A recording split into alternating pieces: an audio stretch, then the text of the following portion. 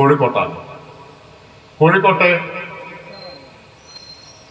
സ്വീകരണ യോഗത്തിൽ ഗാന്ധിക്കൊപ്പം മൗലാന ഷൗക്കത്ത് അലിയുമുണ്ട്. ആ സ്വീകരണ യോഗത്തിൽ പങ്കെടുത്തവരിൽ ഒരാളാണ് പിന്നീട് മലബാർ കലാപത്തിന്റെ നേതാവായി മാറിയ വാര്യംകുന്നത്ത് കുഞ്ഞഹമ്മദ് ഹാജി. ഇപ്പൊ വാര്യംകുന്നത്ത് കുഞ്ഞഹമ്മദ് ഹാജിയെ ചിത്രീകരിക്കുന്നത് ഒരു താലിബാൻ നേതാവ് എന്ന നിലയിലാണ്. വാര്യംകുന്നത്ത് കുഞ്ഞഹമ്മദ് ഹാജിയെ കുറിച്ച് മൊയ്ത് മൗലവി അദ്ദേഹത്തിന്റെ ആത്മകഥയിൽ പറയുന്നത് ഖദർധാരിയായിട്ടുള്ള വാര്യംകുന്നത്ത് കുഞ്ഞഹമ്മദ് ഹാജിയെ കുറിച്ചാണ്. 1920 ഗാന്ധിയുടെ സന്ദർശനത്തിന് ശേഷം ബ്രിട്ടീഷുകാരനായിട്ടുള്ള കോഴിക്കോട് കലക്ടർ ഒരു നിരോധന ഉത്തരവ് പുറപ്പെടുവിക്കുന്നുണ്ട്. ഏറനാട്, പൊന്നാനി താലൂക്കുകളിൽ രാഷ്ട്രീയ പൊതുയോഗങ്ങളെ അഭിസംബോധന ചെയ്യുന്നതിൽ നിന്ന് താഴെ പറയുന്ന ആളുകളെ വിലക്കിയിരിക്കുന്നു എന്ന് പറഞ്ഞുകൊണ്ടാണ് നിരോധന ഉത്തരവ്. ആരെയെല്ലാമാണ് വിലക്കിയിട്ടുള്ളത്? ഒന്നാമത്തെ പേരുകാരൻ വാര്യംകുന്നത്ത് കുഞ്ഞഹമ്മദ് ഹാജിയാണ്. രണ്ടാമത്തെ പേരുകാരൻ കെ മാധവൻ നായരാണ്. മൂന്നാമത്തെ പേരുകാരൻ യു ഗോപാലമേനോനാണ്. അന്നത്തെ ദേശീയ പ്രസ്ഥാനത്തിന്റെയും കോൺഗ്രസിന്റെയും നേതാക്കൾ അവരെയാണ് വിലക്കിയത്. അതിൽ ഒന്നാമത്തെ ആ വിലക്കിയവരുടെ കൂട്ടത്തിൽ ആദ്യത്തെ പേര് വാര്യംകുന്നത്ത് കുഞ്ഞഹമ്മദ് ഹാജിയുടേതാണ്. കാരണം ഈ രാഷ്ട്രീയ പൊതുയോഗങ്ങൾ നിസ്സഹകരണ പ്രസ്ഥാനവും ഖിലാഫത്ത് പ്രസ്ഥാനവും യോജിച്ച് ബ്രിട്ടീഷുകാർക്കെതിരായിട്ടുള്ളൊരു പ്രസ്ഥാനമായിട്ട് വളർന്നു വരികയാണ്.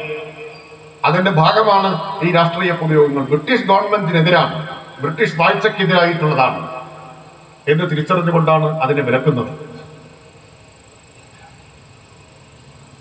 അപ്പോ മലബാർ കലാപം അടിസ്ഥാനപരമായി ബ്രിട്ടീഷ് ഭരണത്തിനും ആ ഭരണത്തിന്റെ ബ്രിട്ടീഷ് വാഴ്ചയ്ക്കും അതിന്റെ ഉറ്റ സഖ്യശക്തികളായിരുന്ന ജന്മിത്വത്തിനും എതിരായിട്ടായിരുന്നു എന്ന് തെളിയിക്കുന്നതാണ് ഈ വസ്തുതകളെല്ലാം. ഇപ്പൊ പ്രചരിപ്പിക്കുന്നത് അത് ഹിന്ദുക്കൾക്കെതിരായിട്ടുള്ളതായിരുന്നു എന്നാണ്. ഇപ്പോഴല്ല, അത് കഴിഞ്ഞ 100 വർഷമായിട്ട് തന്നെ ആ പ്രചരണം നടക്കുന്നുണ്ട്. ഇപ്പൊ ആ പ്രചരണം ശക്തിപ്പെട്ടിരിക്കുന്നു. ഇപ്പൊ കേന്ദ്ര ഭരണകൂടത്തിന്റെ കൂടി പിൻബലത്തോടുകൂടി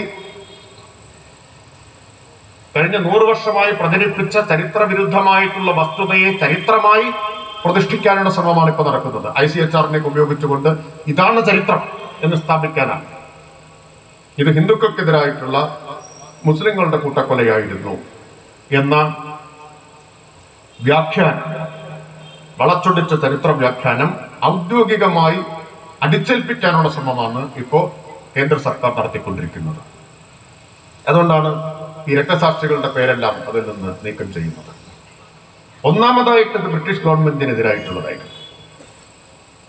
ഇത് പറയുന്നത് ആരാ? മലബാർ കലാപത്തെ കുറിച്ചുള്ള ആദ്യത്തെ പുസ്തകം എഴുതിയ കെ മാധവൻ നായരാണ്. അദ്ദേഹം മാതൃഭൂമിയുടെ പത്രാധിപരും KPCCയുടെ ആദ്യത്തെ പ്രസിഡന്റുമായിരുന്നു എന്ന് ഓർക്കണം. മാധവൻ നായർ മലബാർ കലാപം എന്ന് തന്റെ പുസ്തകത്തിൽ എഴുതി. വാര്യംകുന്നത്ത് കുഞ്ഞഹമ്മദ് ഹാജിയെ കുറിച്ച് ഒരു അധ്യായം തന്നെ ഉണ്ട് ആ പുസ്തകത്തിൽ. അതിൽ അദ്ദേഹം പറഞ്ഞു, ഹാജിയുടെ പ്രവൃത്തിപഥം പിഴച്ചിരുന്നുവെങ്കിലും സാധാരണക്കാരിൽ എത്രയോ ഉപരിയായ ദേശാഭിമാന ബോധവും മതാഭിമാനവുമുള്ള ആളായിരുന്നു വാര്യംകുന്നത്ത് കുഞ്ഞഹമ്മദ് ഹാജി. മതബോധമുണ്ടായിരുന്നു. അതും മലബാർ കലാപകാരികളിൽ വലിയൊരു ഭാഗത്തെ പ്രചോദിപ്പിച്ചിട്ടുള്ളതാണ്. പക്ഷെ മാധവൻ നായർ തന്നെ എഴുതുന്ന കാര്യം സാധാരണക്കാരിൽ എത്രയോ ഉപരിയായ ദേശാഭിമാന ബോധവും മതാഭിമാനവും ഉള്ള ആളായിരുന്നു എന്നാണ്. എന്നിട്ട് മാധവൻ നായർ എഴുതുന്നുണ്ട്, ബ്രിട്ടീഷ് ഗവൺമെന്റും ഗവൺമെന്റിനെ സഹായിക്കുന്നവരുമായിരുന്നു ആത്യന്തികമായിട്ട് അയാളുടെ ശത്രുക്കൾ. അയാൾക്ക് ഹിന്ദുവെന്നോ മുസൽമാനെന്നോ ഭേദമുണ്ടായിരുന്നില്ല. ആരോടാണ് എതിർപ്പ്? എതിർപ്പ് ബ്രിട്ടീഷ് ഗവൺമെന്റിനോടും ബ്രിട്ടീഷ് ഗവൺമെന്റിനെ സഹായിക്കുന്നവരോടുമാണ്. അത് ഹിന്ദുക്കളോ മുസ്ലിങ്ങളോ ആരുമാവട്ടെ, ബ്രിട്ടീഷ് ഗവൺമെന്റിനെ സഹായിക്കുന്നവർ അയാളുടെയും ശത്രുവായിരുന്നു. അതൊന്നായി എഴുതിയതാണ്. അപ്പൊ ആർക്കെതിരായിരുന്നു മലബാർ കലാപം എന്ന് മലബാർ കലാപത്തെ അനുകൂലിക്കാതിരുന്ന മാധവൻ നായരുടെ തന്നെ വാക്കുകളിൽ നിന്ന് വളരെ വ്യക്തമാണ്.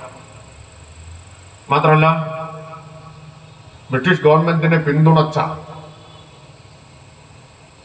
പലരെയും പോലീസ് ഓഫീസർമാർ, ഖാൻ ബഹദൂർ ചേക്കുട്ടിയെ പോലുള്ള ആളുകളെയൊക്കെ കൊല്ലുന്നത് വാര്യംകുന്നത്ത് കുഞ്ഞഹമ്മദ് ഹാജിയാണ്.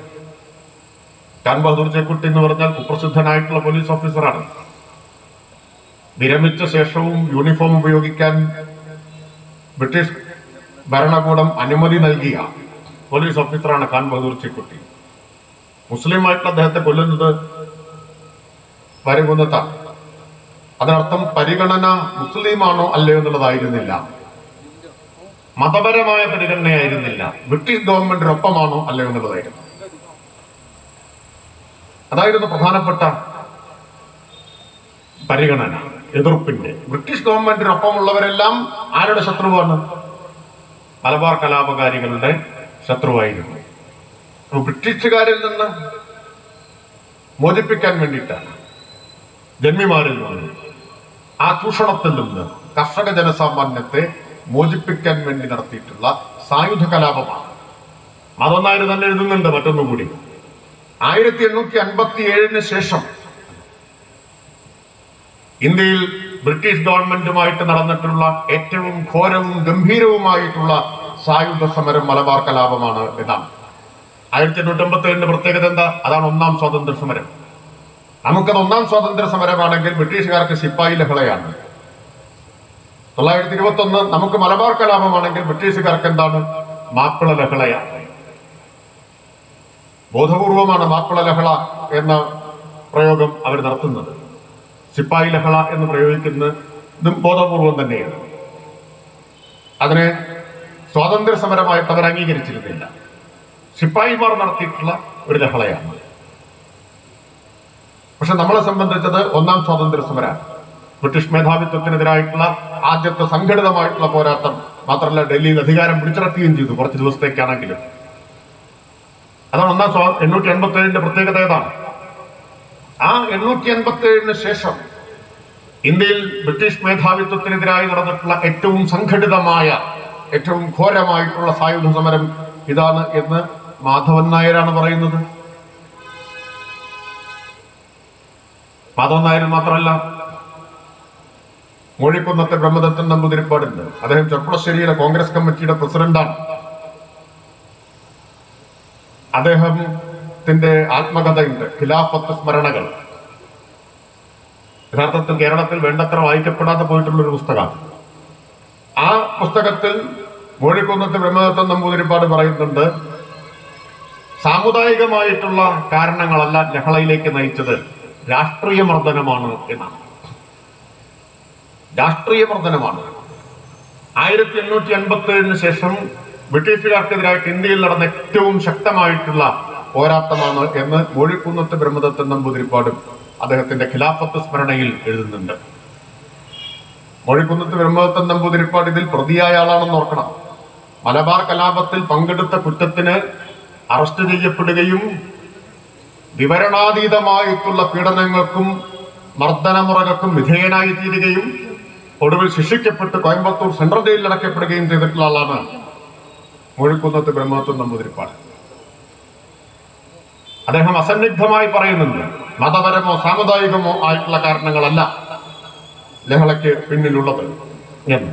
മോഴിക്കുന്നത്തിന്റെ ആത്മകഥ ശ്വാസം അടക്കി പിടിച്ചുകൊണ്ട് അത്ര നമുക്ക് വായിക്കാൻ പറ്റും. അദ്ദേഹം പറയുന്നുണ്ട് എങ്ങനെയാണ് അദ്ദേഹത്തെ അറസ്റ്റ് ചെയ്ത് കൊണ്ടുപോകുന്നത് എന്നുള്ളത്. രാവിലെ വീട്ടിൽ ചെന്ന് ബ്രിട്ടീഷ് പട്ടാളം അറസ്റ്റ് ചെയ്യാണ്. അപ്പോ അമ്മയും സഹോദരിമാരും എല്ലാം ആർത്ത് നിലവിളിക്കുന്നുണ്ട്.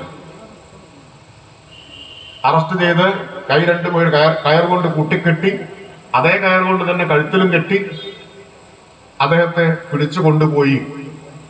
അങ്ങനെ സമാനമായ അറസ്റ്റ് ചെയ്ത് കൊണ്ടുവന്ന ആളുകളെല്ലാം നിരത്തി നിർത്തി അവരെ തമ്മിൽ കൂട്ടിക്കെട്ടി, എന്നിട്ട് ഇവരെ ഒരു കുതിരവണ്ടിയുടെ പിന്നിൽ കെട്ടുകയാണ്.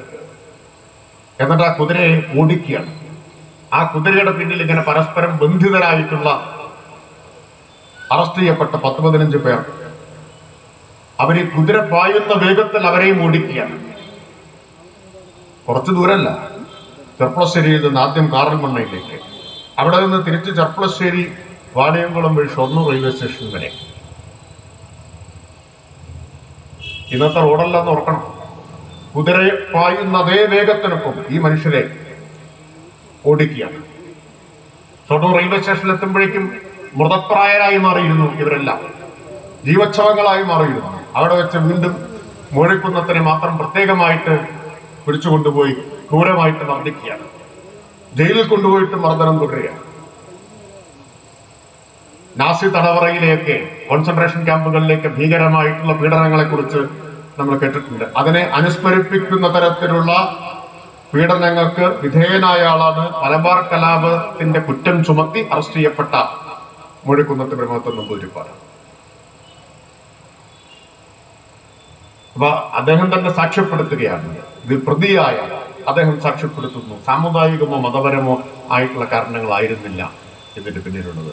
അത് ബ്രിട്ടീഷുകാർക്കെതിരായിട്ടുള്ള സമരമായിരുന്നു. ആ മലബാർ കലാപത്തിന്റെ നേതാക്കളായിരുന്ന ഭാര്യകുന്നത്ത് കുഞ്ഞമ്മദ്, ആദി മുസ്ലിയാർ തുടങ്ങിയ പലരെയും അറസ്റ്റ് ചെയ്ത് വിചാരണ ചെയ്ത് കൊന്നിട്ടുണ്ട്. ചിലരെ വെടിവെച്ചു കൊന്നു, ചിലരെ തൂക്കിക്കൊന്നു. ആലി മുസ്ലിയാരെ തൂക്കിക്കൊല്ലുമ്പോൾ ആ കോടതി വിധി ഇപ്പോഴും ചരിത്രരേഖയാണ്.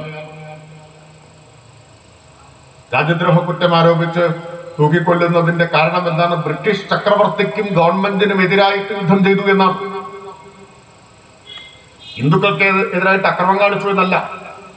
ബ്രിട്ടീഷ് ഗവൺമെന്റിനും ചക്രവർത്തിക്കും എതിരായി ബ്രിട്ടീഷ് വാഴ്ചയെ അട്ടിമറിക്കാൻ വേണ്ടി യുദ്ധം ചെയ്ത കുറ്റത്തിനാണ് വധശിക്ഷ വിധിക്കുന്നത്. ബ്രിട്ടീഷ് ഗവൺമെന്റിനെതിരായിട്ടുള്ള യുദ്ധം എങ്ങനെയാണ് സ്വാതന്ത്ര്യ സമരം അല്ലാതാവുന്നത്?